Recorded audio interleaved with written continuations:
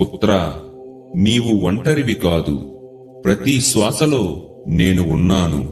నీ ప్రతి కన్నీటి వెనుక నా ఆశీర్వాదమే ఉంది.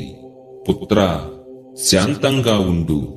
వెలుగు సమీపంలోనే ఉంది.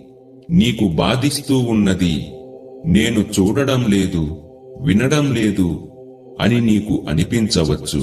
కాని నువ్వు కన్నీళ్లు కార్చిన ప్రతి సమయంలో అవి నేరుగా నా పాదాల వద్దే పడుతాయని మరువకు.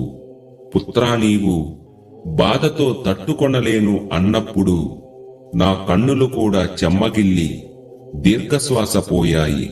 ఇప్పుడు నీవు నా భుజంపై తలపెట్టి విశ్రాంతి పొందే కాలం వచ్చింది. ఇప్పటితో నీ పరీక్షలు పూర్తి అయ్యాయి. ఇక ఫలితాల సమయం వచ్చేస్తుంది. ఎన్నోసార్లు